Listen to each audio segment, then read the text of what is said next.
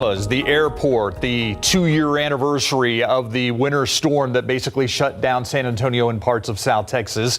Joining us to talk about all that and more is San Antonio Mayor Ron Nirenberg. Mr. Mayor, thank you for joining us on Valentine's Day. Thank your wife for letting you join us on Valentine's Day. I appreciate that. Let's talk about the airport. There's going to be a new plan for the terminals and more that will be unveiled tomorrow. What do you want to see out of this, and what do you hope people take out of what they learn tomorrow? You know, there are a few days that I can remember when our city fundamentally changes, and I think tomorrow is going to be one of those days. In 2017, I put together a task force to really address the needs of air service in the 7th largest city in the United States.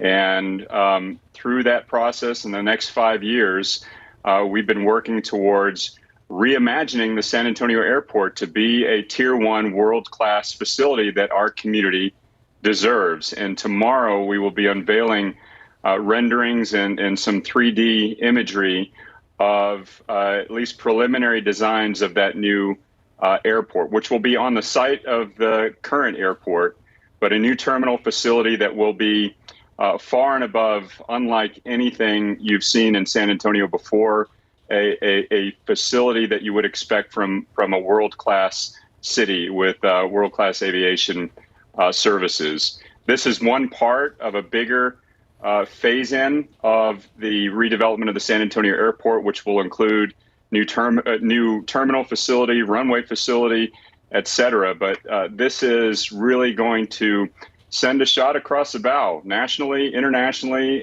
locally, about the community, the city that we are building and that we believe we deserve in terms of facilities for aviation. Mayor, that's how you do a tease, setting it up as a transformational day for San Antonio. So we'll be watching. And the best news about this, though, Myra, I can't let this point go past. The way these things are built, the funds come from the airlines and from the FAA. This is not local tax dollars that will be used to build this facility. So it's really our community that gets to enjoy the benefits of this kind of visioning process for our airport. So I want to make sure that didn't slip by. Oh, it wasn't going to. That's what I was going to ask you, was how we're going to pay for all this. So to be clear, I know we've talked a little bit about this before. Grants are applied for from the federal or at the federal level, and then those are dispersed periodically. Yes. I mean, it's not money that the city has sitting in its coffers right now. That's correct. It's sort of in the planning process. We've received some FAA grants already for the planning process of this, but the way aviation facilities are built in the United States, this is a federal program because the FAA has to make sure that we have capacity and facilities available where people need to get to. And so we are part of that effort, and the growth of San Antonio's air service mandates the fact that we grow into that level of capacity need. So it will be FAA grants along the course of this implementation, and it will also be airlines, which is also part of the funding mix of major international airports. So this will not be paid for by local tax dollars, the San Antonio International Airport redevelopment. I want to move on to what we're going to have this weekend. Football back in the Alamo Dome, professional football, the Brahmas, the XFL. Rumors that The Rock's going to be in town. Larry Ramirez wanted to ask if you and The Rock were going to arm wrestle. But beyond that, there are a lot of people, you know, when you talk, you say gunslingers, you say commanders. It's a litany of failed professional football teams in San Antonio. What makes the Brahmas different, do you believe?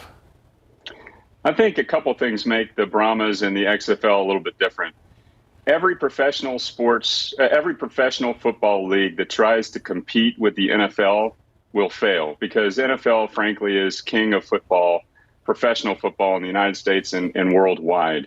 What's different here is that you have assembled people in the front office of the league as well as in the franchises themselves, San Antonio and the other teams, that are well experienced within professional sports and within the entertainment industry. There's major media sponsors already, and I think they've got that situated pretty well. The other important aspect of this is the XFL is being positioned as a collaborator of sorts with the NFL, player development, talent development. It's not competing with the NFL. In fact, it's not a partnership, but it's pretty darn close to one. You're going to see a lot of players being developed in the XFL that eventually will make NFL rosters. And so I think it's in a good position to succeed. Now, will it be great football? I happen to think so, because there's also great talented people that will be playing on the field. Some of them actually local talent from here in San Antonio, and we've got great coaching as well. So we've got to make sure it's good football as a product. But I think it's well positioned to have some staying power from a business perspective, but also from just frankly good football. And we know that San Antonio football fans will show up and show out. We're going to cheer on our home team, the Brahmas, and hopefully we'll bring home some championship gold as well. Yeah, we'll see how it goes. Let's turn now to the city election coming up in May. There was a charter amendment proposition in front of voters. Act for SA activist group got enough signatures to put that on the ballot. It would do a lot of things, one of them decriminalizing low-level marijuana offenses and abortion-related crimes. However, there's now a legal challenge to that. A group wants those split, asking the Texas Supreme Court to step in to do that. Does that change anything in terms of putting this proposition in front of voters? Because the council's supposed to sign off on that this week, right? Yeah, and let me be very clear. I've long been in support and on the record of a woman's right to choose, and also, frankly, that our marijuana laws in the states and across the country need a drastic rewrite. However, I will say that the city attorney's been very clear that even if these pass, that they are not enforceable because they are domain of the state government. That being said, the challenge to the way these are presented on the ballot is not in our authority. State statute, according to our city attorney, defers to the way petitions are presented from the petitioners themselves, and these have been certified as one item. And so we have a statutory obligation to put them on the ballot. You think about it, one of the most fundamental ways that citizens can redress their government is to petition. And so that's how it's being brought to us. We have what's called a ministerial duty to call the election now and to place this on the ballot. After that, it will be up to the courts and to the attorneys to decide our ability to enforce. And according to our city attorney, these are not enforceable at the city level. Mr. Mayor, quickly before we let you go, we're hitting the 2-year anniversary from the storm that, frankly, 2 years ago on February 14th, it seemed like it was going to be fun. We'd had some snow. Didn't seem like it was a big problem. Obviously, it became much different with power outages and then people losing water. What are the lessons learned from 2 years ago, do you think, from a city perspective? Well, there are many. And as you might remember, I pulled together a team of cross disciplines to evaluate what happened from a communications perspective, from an operations perspective, and give us an after action report so this never happens again in San Antonio. Communications wise, we've drastically improved the communications and alert system at CPS. We've also improved the cross collaboration between agencies at SAWS and CPS. CPS has reevaluated its critical circuits, and we've also added generators to the critical pumping stations in a partnership with SAWS so that we don't see power outages lead to the kind of water pressure loss that we saw during Winter Storm Uri. And then, of course, we get into the fact that when there are cascading impacts that last for a long time, there is real human impact here as well. And so we've upgraded our city vulnerable population register, so folks who are in need of special assistance, we can get to them very quickly and provide the resources that they might need to make it through. Hopefully we will never see this again, but I do want to emphasize one other point. We're updating our policies with regard to warming centers and shelters, but every time there is a weather event or some sort of emergency, our homeless service providers are out on the streets, making contact with everybody who is out there unsheltered and giving them an opportunity, really trying to persuade them to come into shelter. No one should be sleeping out in the elements whether it's an electrical grid issue or it's just simply cold weather or anything else. So we do work with our homeless providers, and they are doing outreach every single day. They're even doing outreach right now in anticipation of not terrible weather this week, but a little bit colder than what we're seeing right now. Mayor Ron Nirenberg, happy Valentine's Day, and thanks for being with us this evening. Happy Valentine's Day to everybody. We'll be right back.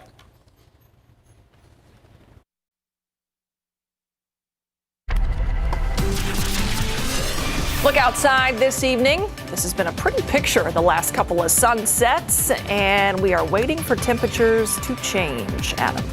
Yeah, not so much tomorrow. Tomorrow, shorts and short sleeves, then it all changes. We'll get into the specifics in just a moment. But right now, it's mild, 76 degrees. By 9 o'clock, we're down to 66, midnight, 59.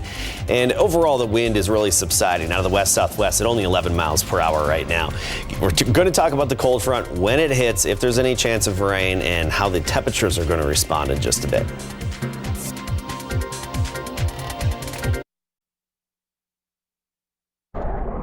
I was thinking February 14th in the 70s. I have shorts and a T-shirt on. I mean, how great is that? Pretty great. Yeah. Pretty great. It was nice when you compare it to 2 years ago, which started fun. Yeah. Mm-hmm. It was novel till it wasn't. Yeah. Yeah. So very much wasn't. Yes, and that's why we're liking this kind of Valentine's Day with the warmth. Calming wind tonight. Already the wind is really slowing down. It's nice to feel that and see that. Warm again tomorrow. Shorts and short sleeves just fine. Cold front then hits tomorrow night and changes everything for the end of the week. So don't put the jackets away yet. 50 degrees in the morning tomorrow. Thursday, 47. But look at Friday and Saturday. Another light freeze on the way. 31 Friday morning, Saturday morning, we're at 32. Pipes will be just fine. It's just one of those brief light freezes. Let's talk about the wind. Luckily, it's really calmed down. We're still steady at 12 miles per hour at the airport in town, but calm in many other locations. Look at the maximum gusts today across the state. Abilene gusted up to 54 miles per hour. Lubbock, 67. Amarillo, 58 miles per hour. Keep in mind that Lubbock gust is a non-thunderstorm gust and higher than the criteria for a severe thunderstorm wind gust, right? 67 miles per hour. And when you look at the imagery, the satellite imagery, and you look across the state, you look very closely, you see this plume of dust there coming in from West Texas, and that got kicked up by those strong winds. The white, of course, clouds on here, and then that really faint brown color. That's the dust that got kicked up. That dust is not headed toward us. It's going to stay to the north. And this is all because of this wound up low pressure system, classic comma shape across the midsection of the country. Cold front stretches all the way down to the Gulf of Mexico, precipitation all the way up into Canada. This low has been strengthening, and on the back side of it, that's where we are. And that's why the winds have picked up out of the west on the back side of it. Our next system is actually this area of snow and rain in the desert southwest from Nevada to Utah, on into Arizona, moving into New Mexico and Colorado. Good for the ski resorts in the mountains. This is generally going to pass to the north of us. We'll get hit by its Pacific cold front, but we have a 10% chance of rain. That's it. That's all we'll squeeze out of that, unfortunately. Let's talk temperatures. 76 right now. Dew point, 16, so very dry air in place. And those winds, gusting up to 21 miles per hour, but nothing like the 30-plus mile per hour gusts we saw earlier today. Temperature, Bernie, 63, 71 Comfort, Stinson Airport at 77, and Pleasanton 71. Still hanging on to 84 in Cotulla and Del Rio at 80 degrees at the moment. But let's fast forward to tomorrow morning. Right near 50 for most of us, some upper 40s. Hondo, Uvalde about 48. Locally, 50 degrees for the low temperature. Then by the afternoon, we're back into the 80s. 83 in Hondo, Pleasanton 84. But check this out. You go farther south and west of town, get near the Rio Grande, Eagle Pass 91, 90 for the high in Carrizo Springs and Cotulla. So feeling the warmth out there tomorrow. Even Von Army at 83, Timberwood Park 79 degrees. I think most of San Antonio about 82. We'll start the day with a little bit of patchy fog. I don't think it's going to be really problematic. Then by noon, total sunshine. It's going to be a pretty sunny day tomorrow with that high temperature of 82 degrees. But that all changes behind the cold front. Look at the warmest it's going to get on Thursday is 59. The warmest on Friday is only 56, and Saturday up to 60. So running below average here for the end of the work week and to start the weekend. And Friday, Saturday mornings, we'll have that light freeze. There's that low of 31 Friday morning, Saturday morning, a low of 32. You see a lot of sun and not much, in terms of rain chances, unfortunately. We're in a dry stretch right now, but we'll let you know when that changes. All right. Thank you, Adam. We'll be right back. Got some breaking news I want to get to right now. A shooting in the 300 block of John Walk. It's between Culebra and Poplar. That's where a victim was found. It happened about 5:15. According to police, that victim was riding a scooter nearby on Lombrano when someone in a black car shot him. Yeah, this is video from KSAT12 from that scene shot earlier when it happened just about, a little over an hour ago at this point. He ran to the Lincoln Heights apartments on John Walk on the northwest side looking for help there. Eventually was taken to a hospital in critical condition. At last check, police were looking for that suspect who was believed to be in a two-door car. We have no indication as to what led up to this shooting, any potential motive. But again, one person shot who was on a scooter and taken to a hospital in critical condition here at the Lincoln Heights apartments. We'll be right back.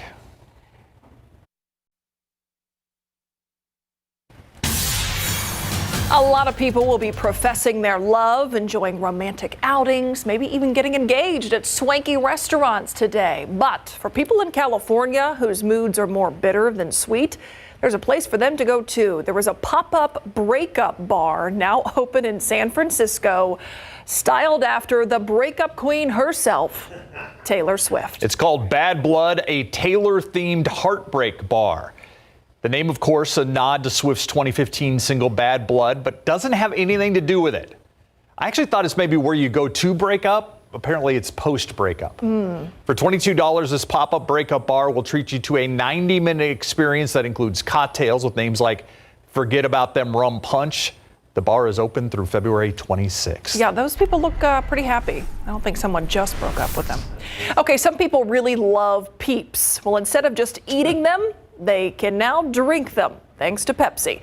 The soft drink maker is bringing a soda flavor like the Easter marshmallow candy to store shelves. Pepsi X Peeps actually came out 2 years ago.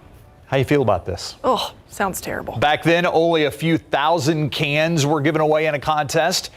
Marketers at Pepsi noticed some of those cans ended up reselling for thousands of dollars. So this year, they're giving the people what they want. But not forever. Pepsi X Peeps will only be available in mini cans in 20-ounce bottles for a limited time, and I think Pepsi missed out here. They should have called it Peepsy. Okay, that was the best part of that story, because the rest sounds gross. Enjoy the rest of your Valentine's Day. We'll see you on the Night Beat at 10. Happy Valentine's Day.